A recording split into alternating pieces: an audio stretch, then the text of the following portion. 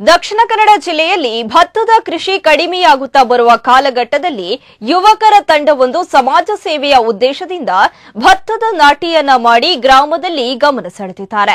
ರಥಬೇದಿ ಜವನೇರ್ ಎಂಬ ಹೆಸರಿನ ಸುಮಾರು 15 ಮಂದಿ ಸದಸ್ಯರು ಮಣಿನಾಲ್ಕೂರು ಗ್ರಾಮದ ಕೊಲ್ಯ ಎಂಬಲ್ಲಿ ಸುಶೀಲಮ್ಮ ಎಂಬವರ ಗದ್ದೆಯಲ್ಲಿ ಭತ್ತದ ನಾಟಿ ಮಾಡಿದ್ದಾರೆ. ಸುಮಾರು 1 ಎಕರೆ ಗದ್ದೆಯಲ್ಲಿ ಶ್ರಮದಾನದ ಮೂಲಕ ಭತ್ತ ನಾಟಿ ಮಾಡಿ ಸೈ ಎನಿಸಿದ್ದಾರೆ.